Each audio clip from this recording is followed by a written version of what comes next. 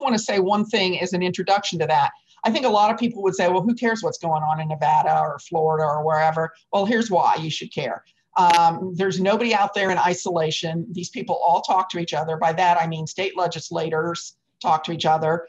The Association of Counties people talk to each other. The municipal leagues talk to each other. All the people who would like to move public notices out of newspapers into other places communicate and convene on a regular basis. So if something gets going in Florida or New Jersey or Nevada, you can rest assured it's eventually going to show up in Virginia. So Richard keeps us sort of ahead of the game, and I'd like him to talk about some of those sort of the hot topics that are going on right now with public notices. Well, thanks, Betsy. I appreciate it. The other thing I'll add, I should have put this in my bio. I lived in, until recently, lived in Oakton, Virginia for 24 years. So I feel like I'm kind of back home through Zoom. So,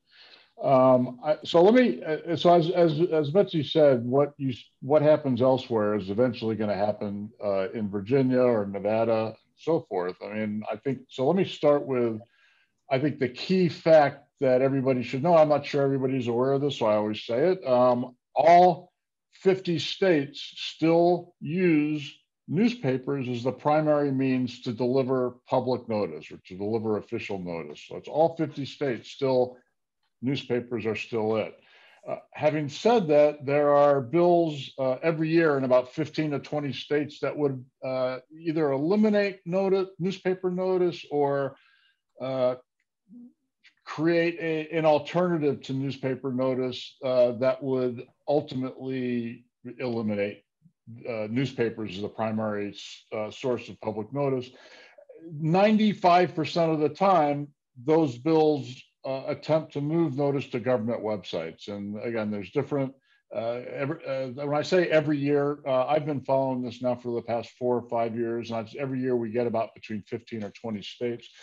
Good news is none of them have passed so far. They keep getting closer every year. This year, we actually thought we were going to lose in Florida, and what happened in Florida, if we want to talk later, we can discuss it. It's an unusual bill, but newspapers are still the primary means, newspapers and newspaper websites in Florida.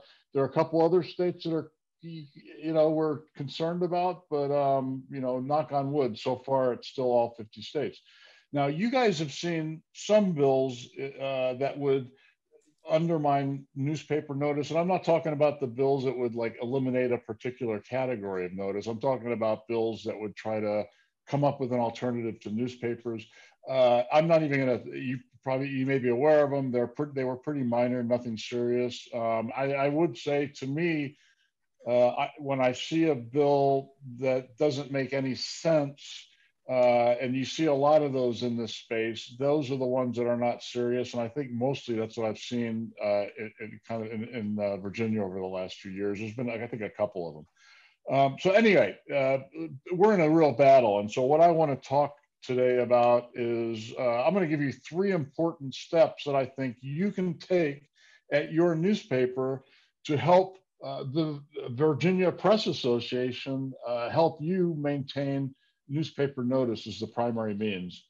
So number 1, this is absolutely the most important thing, is you must post notices on your website and on the Virginia Press Association website.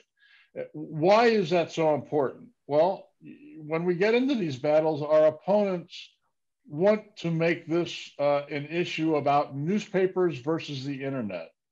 And if it's newspapers versus the internet, if it's framed that way, we lose the argument every time.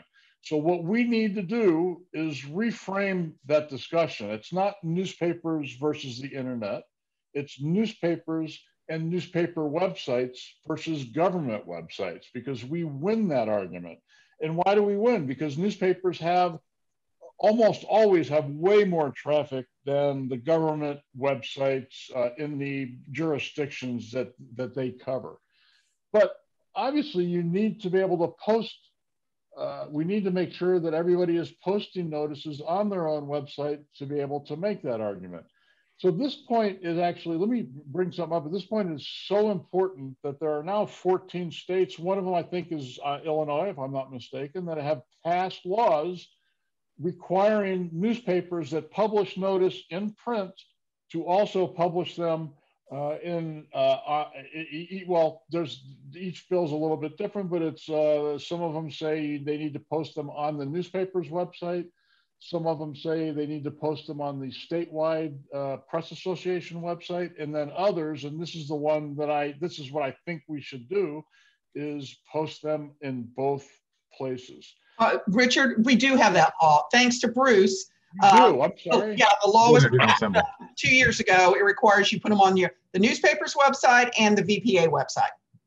Actually, so I'm not sure if that means there are 15 states or if it's 14. I just forgot you guys were one of them. So in other words, now I don't even need to talk about this. You got the public notice police out there that are going to come get you if you don't do it. But seriously, this is a really important issue. And I think that the point about these bills is, again, they were sponsored by press associations and pushed by press associations, because it's important for us to be able to demonstrate to legislators that this is an issue we're serious about. And it's a way, again, for us to make it easy to kind of reframe the discussion. So that's number one. Make sure you post in both places, not behind a paywall. I'm guessing everybody knows that one already. So number two,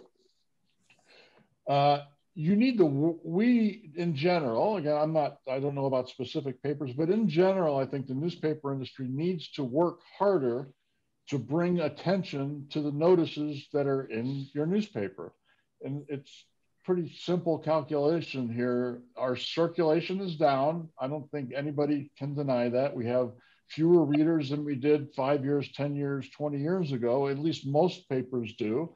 And so what we need to work harder, there's fewer eyeballs on our papers. We need to work harder to make sure those people who do look at our newspapers actually see the notices. And so I think the easiest way to put it is just what you should not do is just stick them in the back of the paper in small type and forget about them, because that is going to kill us every time. Make sure they're readable, make sure that they're easy to find. And I would also, now let me jump back to the website point, this also is true of your website. So when you post notices on your website, it's vitally important that you make it easy for people to find them there. Again, we're working to get more eyeballs and get more notice so we can continue to be the source of official notice in all 50 states. So make sure with your website, I would say, make sure it says public notice right on your navigation scheme somewhere, your primary navigation scheme. So that's number three. And actually, here's another thing I probably should have made sure I knew this before I got here, but Betsy, remind me, I'm pretty sure you guys do not have set fees in the No, we do not. Okay. Okay, so this point does make sense. Prices must be reasonable, right? And so, this issue really, it doesn't come up unless there's a monopoly, right? And so, in other words, there are situations, and I'm not sure how often it happens in your state. I know it happens here in Nevada, where there is one paper to service a municipality or a county. And we have situations, and there was one that came up here in Nevada recently, where I discovered that the paper is exploiting that advantage by charging ridiculous rates, which hurts everybody. That's the number one. If you talk to legislators, that's one of the things you hear all the time is about the cost of public notice. And we know that it shouldn't be that much. But we can't have these dislocations where one paper is charging exorbitant rates, whereas others aren't. And the problem with that one, obviously, is we're not in the business of telling people how to do their business, so that's a tough issue. So in a lot of cases, I guess I feel free to say this because you're not my members, and I don't. So it's just important for everybody to know that if you have those kinds of situations where there's a paper taking advantage of a situation, then it's going to be a problem. And let me wrap it up by saying I just gave you 3 points that somewhat specific points about things I think that everybody needs to do. Every newspaper in the United States needs to do this stuff to make sure we're maintaining notice. But I think, let me put this under kind of a general framework. And again, I'm guessing a lot of you already do this, but I know that there's lots of papers that don't. In general, we cannot take notices, public notice, for granted, right? They've been in our papers in some cases for over 100 years. So we tend to take them for granted. We tend to treat them like an entitlement sometimes. And we don't treat public notice clients like customers, and that's got to stop, because when you do that, basically you're saying, hey, this is a subsidy, right? And this is not a subsidy. This is fee for service. They're paying us money to get eyeballs on notices, and we need to deliver. And just because they're statutorily required to do that is no reason not to treat them just like any other client, which is you're going to do you work your hardest so you can make sure that people actually see the notices and their advertisements have an impact in your paper. And so with that, I'll turn it back to Betsy. Betsy's on silent. Thanks. Yeah, I'm muted there. Okay. Thanks, Richard. You made some points that we are making all the time. And I think we're gonna let everybody talk, and then we're gonna sort of tie all of this back together, because I think it has some of the points he made about taking them for granted have more than just an impact on public notices. It's part of our overall communications to our readers that, you know, we're your newspaper, we're here, you should subscribe. We don't have to do that great a job. You know, we've always had the advertising in this town. That whole attitude needs to change. And public notices is a big part of that. So we can get back to that in a minute. Sam, I'm going to go to you next. Okay. And ask you to talk about the statewide platform, what the benefit of that is, how it works, because even though our members are supposed to be uploading to it, I don't know that they all know exactly what the benefits are and how it works. Okay. Well, not a lot, but some of what I was going to say, Richard said, and you said previously, but you know what? It never hurts to repeat it because they're important points. As Betsy said, I'm now with the Press Association. I served on the board as board chair, and I've also been a newspaper publisher. And in all of those three respective roles, I've had to fight public notices. Now, granted, from a different perspective, but nonetheless, fighting public notices. So I have a little history with it. To talk about Public Notice Illinois and the platform that you're currently on, Illinois started back in 2008. That was on the Arizona platform, which was probably one of the first public notice statewide platforms that was out there. Then in 2010, our board said, you know what, we need to really step up our game. And so what they did is they approved the development of what PNI is now and your site is now. And it was a pretty substantial investment. Now, the board never envisioned that other states would be using it. They made the investment because they thought that investment was justified by Public Notice Illinois protecting notices in Illinois, which it has. Now, things have changed, and now there are, in addition to Illinois, there are 17 other states that are using the PNI platform. Richard is one of those. And as Richard mentioned, we were the first states that required mandatory uploads. We knew that was important. So at the end of the day, the completeness of the site is what's going to make it absolutely valuable and makes it a great tool when it comes to the legislature. So right now, we have papers, and the larger papers, they're doing auto uploads, which means they have the front end systems that can handle that auto upload to the public notice site. And also the other papers that don't, we actually do it for them through our clip service. So about 40% of the notices that are on Public Notice Illinois are done by the Press Association. And we did that because we wanted to make a commitment that site be as complete as possible, because the conversation we don't want to have is have a legislator find a notice that's supposed to, by statute, be on PNI, not there. So we ensure that we monitor. If we ever have a problem, it's with our auto uploaders because there's a tweak to their system, but we monitor that as well too. But at the end of the day, having every notice on that site is critical to our success because it's been a very, very good tool for us. The other thing with P&I and your site and the site that Richard's on is you guys own it. It's your site. You get to do with it what you want. That content is yours. And ultimately, it's owned by the newspapers in your state. And so my newspapers expect one thing from me because they own the site. They want me to protect public notices. So at the end of the day, that's what I do. That's the return on investment for them having Public Notice Illinois and investing the kind of money they've invested in it, that I will protect public notices. If I can, I'm going to go through some things that we've done here in Illinois. And I think, as we've alluded to, every state may be a little bit unique, but not that different.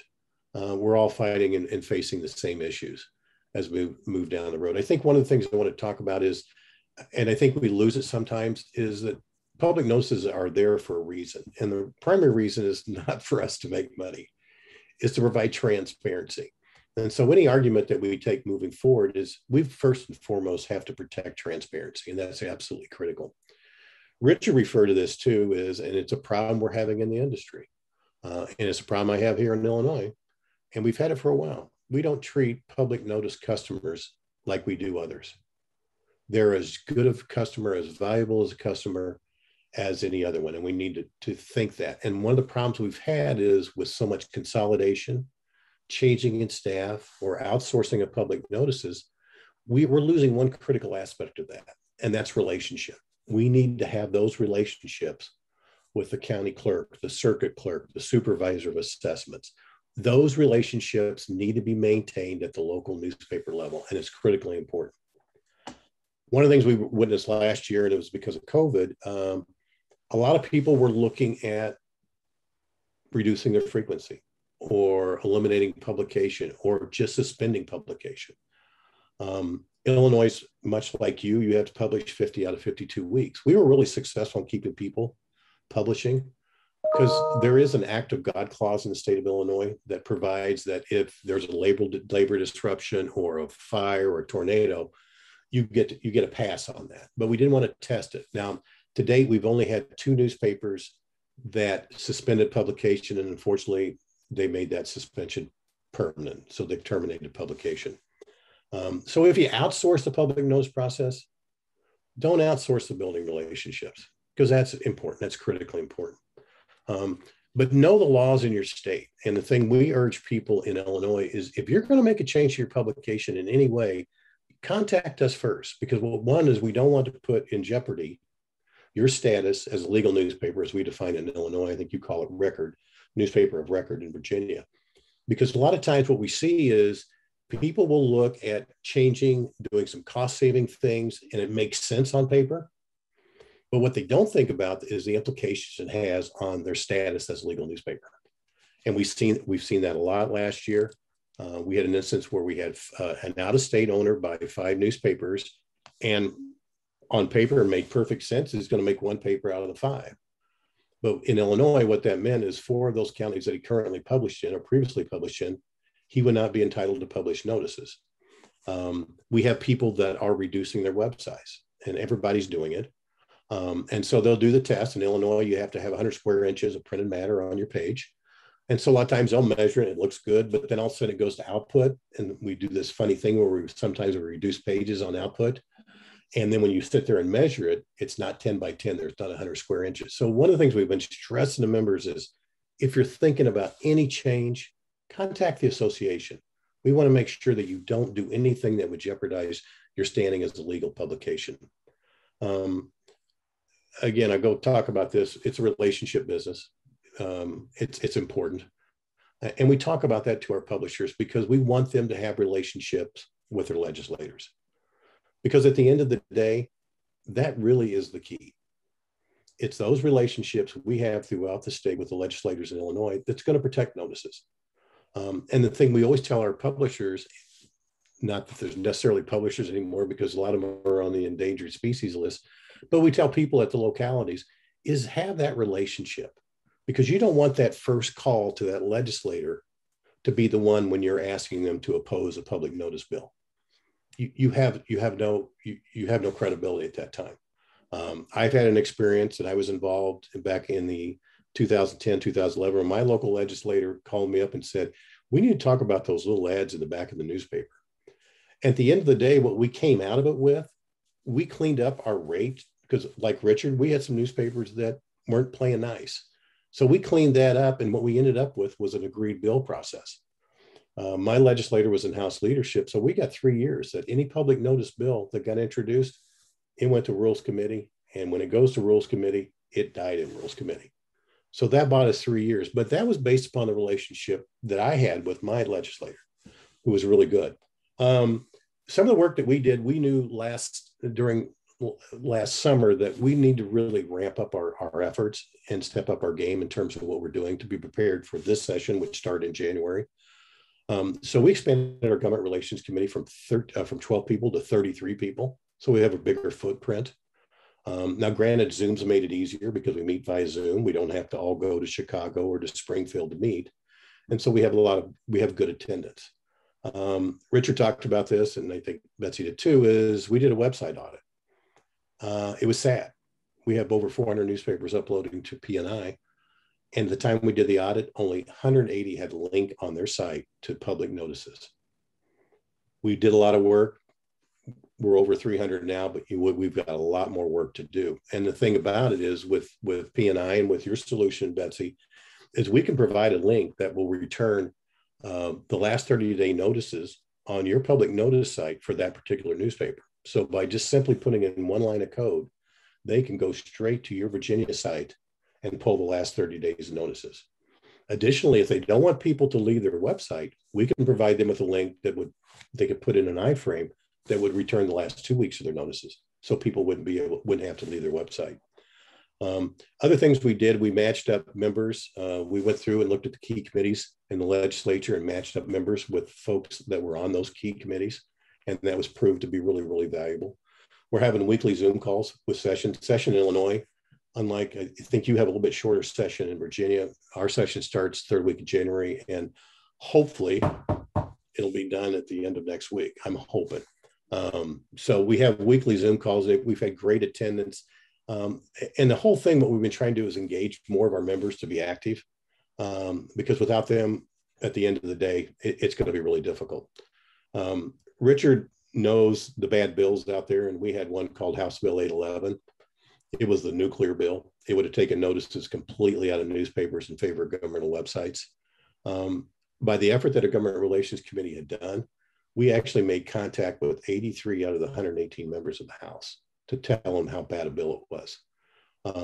And what made it even such a bad bill is in Illinois, we have 7,000 units of government, and only half of those 7,000 units have a website. So their bill was problematic, but at the end of the day, it was a bill that we had to address, and our members stepped up to the plate. The other thing too that we were trying to do as much homework in advance as possible. There is a law in Illinois where local units of government, if you have a dedicated person maintaining your website as a unit of government, you have to upload or post meeting notices, meeting agendas, and meeting minutes. And we've done 2 separate studies on this, and we find that the compliance rate is far less than 100%. In the case of townships, 54% of the townships complied with the posting of meeting minutes. That's good information for us to have when we go to battle the legislature. But that's all work that we did in advance. I did some looking in Virginia. It looks like, everybody has a right to provide testimony before committee in Virginia. We have a thing in Illinois called the witness slip. So as an individual, I can file a witness slip. And then what that does, it tells the committee that I either oppose the legislation, I'm for the legislation, or I'm neutral on it. And it also gives me the ability to provide written testimony, personal testimony, or file just for record of appearance only. And that's been a very powerful tool. We had 95 members file a witness slips on one particularly bad bill that actually got assigned to committee, but the committee never dealt with it. And what that did is it got more people involved. It got more of our engaged in the process. They know what to do, and they know how important it is. Some things that we're going to be doing, once this session ends, we're going to be looking at websites again, making sure that not only do we have links to notices, but they're not buried way down deep. And a lot of those newspapers are doing it right now, and it's not good. We're going to develop a specific committee that's going to do specific legislative outreach with specific key legislative members. And part of that is it's in a different environment. It won't be up to the newspaper, but we may pair up 2 or 3 of our committee members to go and make a call on a legislator, whether that might be in Springfield or whether they're back in district. One of the things we're going to be doing a lot of work is we're going to, and we always hear that it's the price, it's the cost of notices. And we all know at the end of the day, the cost of notices is not a huge issue. But one thing is you have to be able to prove that. And we're going to be looking at identifying 3 or 4 critical notices that they may come after and actually do our homework and see what that notice costs as a percent of their total budget. And it will be expressed as a percent that I don't even know how to say. It's so small. Every year we get a bill that wants to remove the statement of affairs, the annual statement of affairs that schools publish and are required to publish. I did some research on this one just to give you an idea. I have 2 school districts in my hometown. The high school district spent more at the Swiss Hotel in Chicago than they did in publishing notices. The elementary district spent more money on having bottled water delivered than they did on public notices. Those are really good arguments to have with legislators. So, you need to tell them that, notices aren't that expensive. And if a weekend in Chicago for the superintendent, you spend more money on than you do on notices, then your priorities are maybe messed up. We're working on a Protect Public Notice website that we'll share with you guys when we get it finished. When we have those nuclear bills, which we will, we're going to ask our members to run web ads or sites and print ads and ads on their websites that will drive people to a site where they can actually find their local senator or rep and send an email, a pre-populated email, why they oppose. It's one thing for us as newspaper people to tell them that it's bad, to do bad public notice legislation, but it's another thing when the public at large weighs into it. And we think that's a valuable tool. So when we get farther down the line with that, Betsy, I'll share that with you. We're about 80% complete. We need to promote public notices. You guys probably do a great job. We do a lousy job in Illinois. And so we're going to be developing some tools and some ads, not only digital, but print and social media ads. I had a discussion with Jim in Florida. That's one of the things that they kind of faced is that people didn't know that the site existed. So we have to do a better job of promoting it. The other thing I want to just kind of end up with is compliance. Maintain your record of status as a legal newspaper. Display a link on your website. It's critically important, and always upload to the Virginia site. And lastly, and Richard kind of alluded to this, we've got to quit apologizing for what we are. Sure, circulation's down, but we need to change the narrative, because in many cases, when you look at our print footprint and our digital presence, we probably have more reach than we ever have. And that's a discussion we need to start having, because too many times in the legislature, they look at us as something that we once were. And we need to tell them that we are still viable and extremely viable, and we've got to quit apologizing. And my members are sick of me telling them that, but nonetheless, it's a story that we've got to tell. I guess basically just to wrap up, we just got to work harder, smarter, and together. And Betsy, I know in your position, I know in my position, I can't do it alone. I need my members, and they've got to be with me. And the last year I'm really excited to say that our members have stepped up to the plate in Illinois more than they ever have. Thank you, Sam. That's an excellent point you've made. I believe it does take a village, and Bruce has kind of led the village for the last several years and has been good at that. But we have 2 great lobbyists, and maybe on this call, Amy Perrin-Cyber and Mark Hickman, who also helped lead this charge. But one quick thing I'll just say to you before I turn it over to Bruce. Yes, we did do that cost analysis, or I did it about, Bruce, about 4 or 5 years ago now, and used Virginia Beach as the city to do the cost analysis on. It was 1/1000th of 1% of their budget. And I don't even know, when you talk to an accountant, they go, that's not even like anything an accountant would even bring up. They don't talk about 1/1000th of 1%. So they will, if you look at the cost, it was like $60,000 a year, but they had a $2.6 billion budget. So got to put it in perspective. So, well, Betsy, can I add, in the one school district, their portion that they levied for my property tax bill was more than what they spent on public notices. Yeah, it's just. So I alone, as a taxpayer, paid more than their public notice bill. Yeah, it's a bogus argument. We know that, but we have to be prepared for all of those. Yeah, we do. So, Bruce, you've heard from them, and why don't you just tell everybody what where we are and where we should be in Virginia? Yeah, sure. No, thank you, Betsy, and glad that I got to follow both Richard and Sam, because you guys really highlighted several of the points that I was going to make, and I think it's helpful to hear them, on a national perspective and in other states, because obviously, Virginia is not alone in this battle.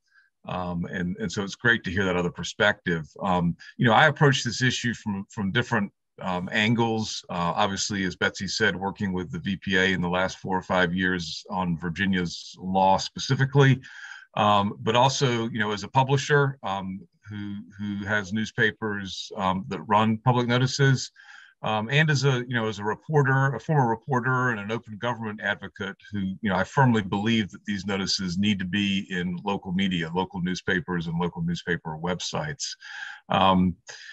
That said, it's very scary to stand up in front of a General Assembly committee on a hearing about public notices and listen to legislators talking about how, quote, nobody reads newspapers anymore.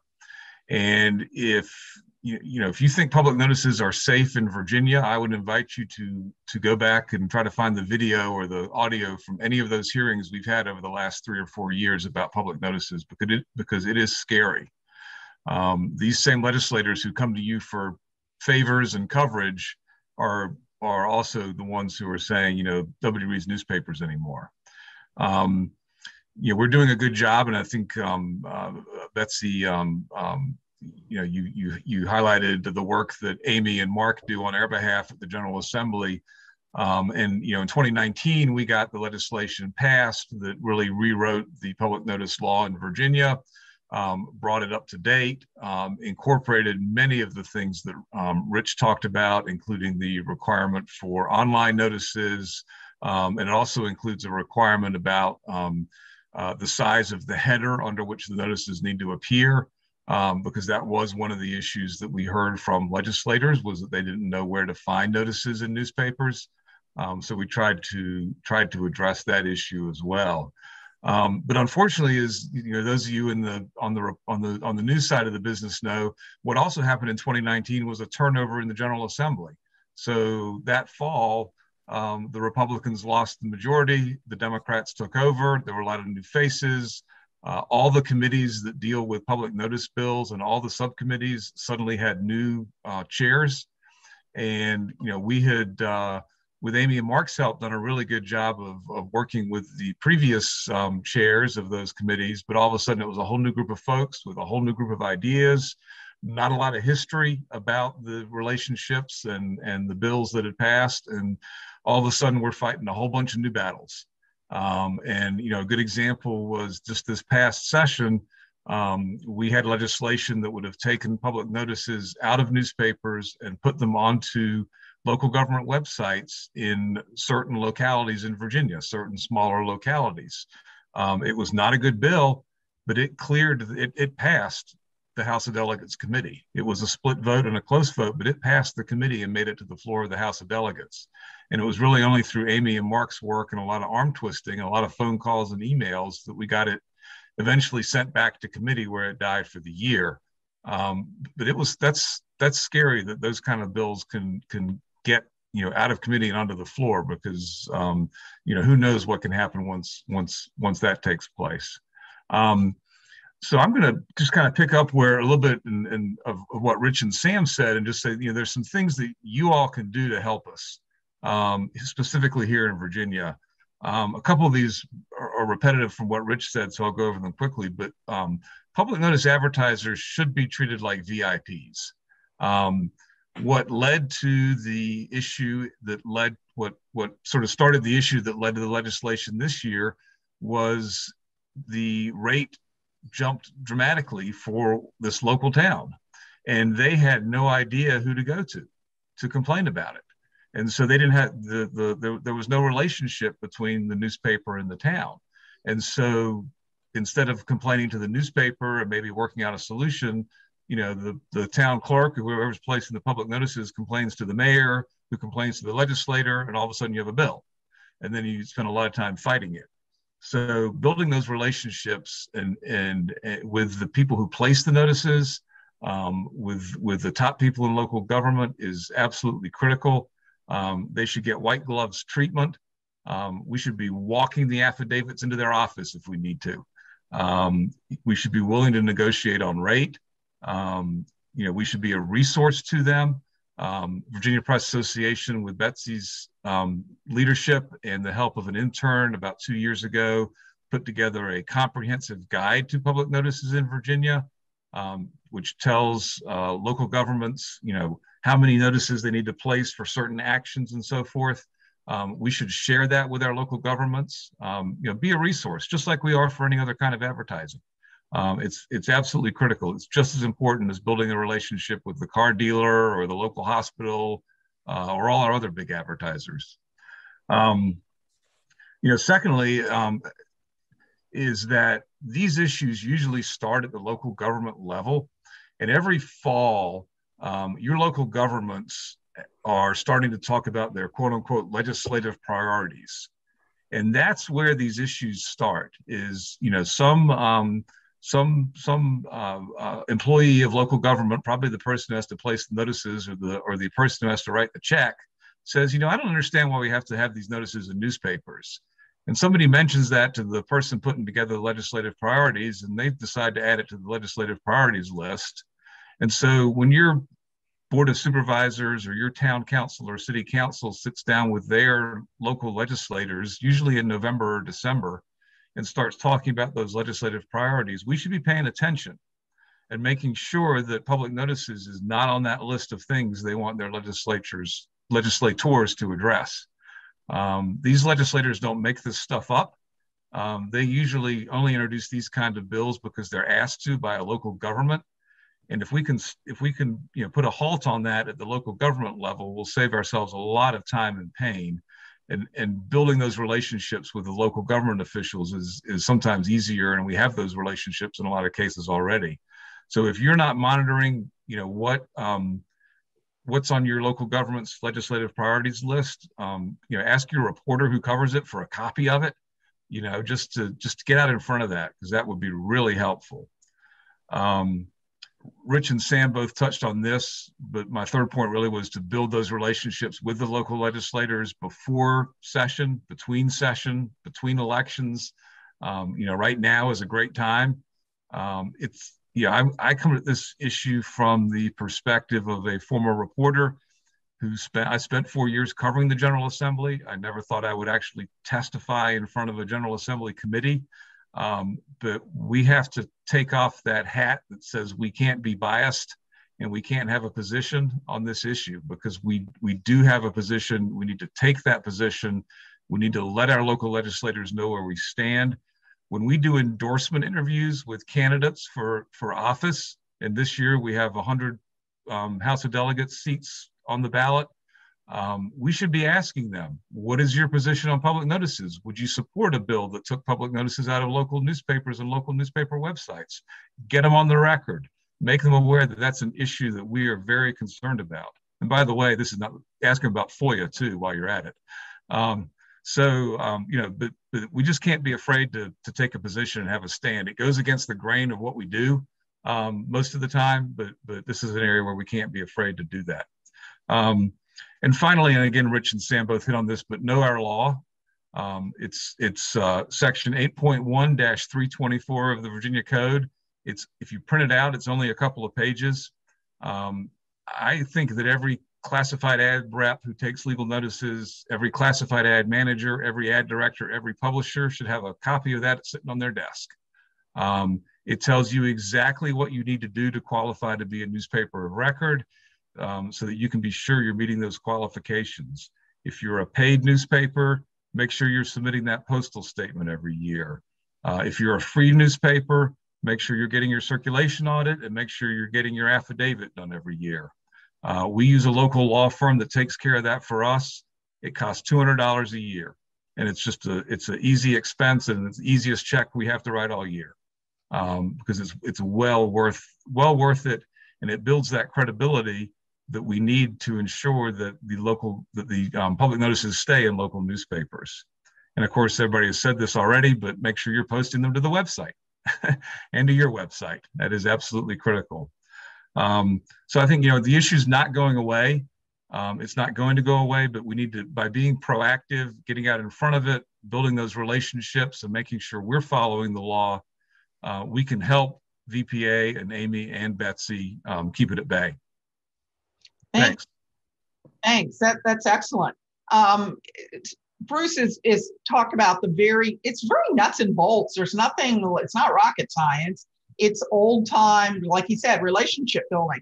And what I think we've gotten used to is we've taken these for granted. It's sort of been like, well, yeah, we always have those. Well, we should have learned a decade ago that we don't have them guaranteed. And secondly, we should have a mindset that we're out in our community, meeting our advertisers, developing relationships with them, also developing relationships with local government for a host of other reasons. I mean, this is a win-win-win-win for us when we do this.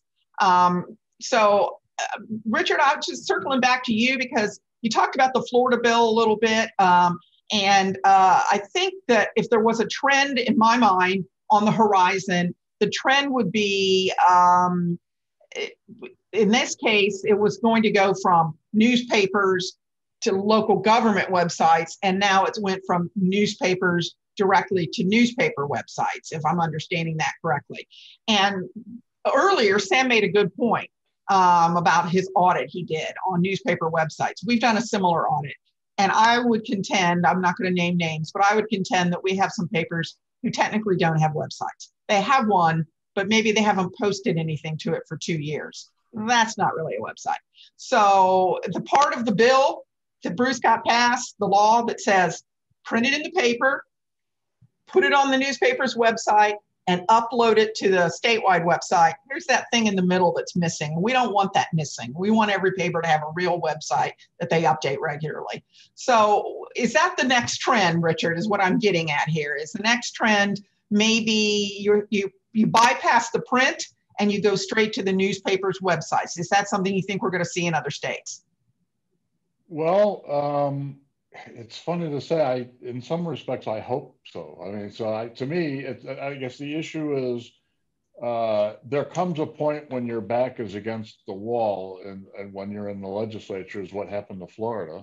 And as you said, they were facing a bill that would have moved all notice. A bill passed the Assembly by a wide margin would have moved all newspaper notice to government websites. They worked in the Senate, and they ended up getting a bill passed that said municipalities and counties, in some counties, there are 30 counties in Florida where they can't do it, 30 rural counties where it's still going to be in newspapers. But the other counties or municipalities can meet and decide that instead of newspapers, they're going to use newspaper websites going forward. And the pricing, the bill as it relates to pricing, I thought was pretty favorable. Everything about that bill was favorable. Again, you don't want it to happen because print is still the best vehicle for notice. But at some point, if you're going to lose it, and that's the way the way the cookie crumbles. What Florida ended up getting was about as good in all respects as you could hope. Now, is that the trend? The interesting thing is if Florida would have passed the bill eliminating all newspaper notice, moving it all to government websites, that would have been front page news. Seriously, I mean, it may have even made like the New York Times kind of thing. I mean, it would a big deal. And what would happen then is every state wouldn't even have to talk to Florida. Everyone would know about it in all the other states, and it would be really bad for all of us. Fortunately, Florida did a good job. They ended up getting not only the bill that would move it to newspaper websites, but it's confusing enough that people aren't reporting on it, which is, I think, in general, how we like it. I mean, to the extent that we can, we'd like to discuss these issues on our terms. And I would say is that the way it's going? If it moves from newspapers, that's the way we hope it goes. Let's put it that way, to newspaper websites. I think, yeah, I agree. If that's what happens, that's what happens. But I think the best defense for all of this is to do an excellent job. The best defense against this is to have websites that you update on a regular basis, to make sure that when you put them in the paper, you use a header, you direct people to where the public notices are, to keep your rates reasonable, to have relationships with local government like you would with any other advertiser, to do all the things really well takes away a lot of the argument for moving them out of newspapers. So I think we just need to step up our game. We've been fortunate here in Virginia. We worked hard in Virginia. We've made changes in Virginia. We're willing to make more. We'll continue to work with Virginia Association of Counties and Virginia Municipal League on streamlining public notices in ways that make them feel like we're meeting them halfway. But I think if I had to sum up what all three of you have said today, it's do your best job. Don't take it for granted, and work really hard to meet all the standards that we know are important for public notices. And that just makes us as newspapers look better, period. We're an industry that's much maligned and seen as dying, and we need to dispel that rumor or rumors and show people that, we're not dying. We're not the way we were before. We're just as important as ever, but we're just coming at you in a different way. And that part of that way is through digital communication. So you guys are all fighting a good fight. We're lucky to have Bruce leading everything for us here in Virginia. And Sam, you're a great support for us, and we're going to get back to you on those technology things. And Richard, we always read whatever you send us because you're up on the latest. So I'm looking here to see if I have any questions. No one sent one in right now, so we're about at the end of our time. And unless anybody's got something else they want to add, I think that you guys have had a great conversation, and I hope you've made people think about the value of public notices in Virginia.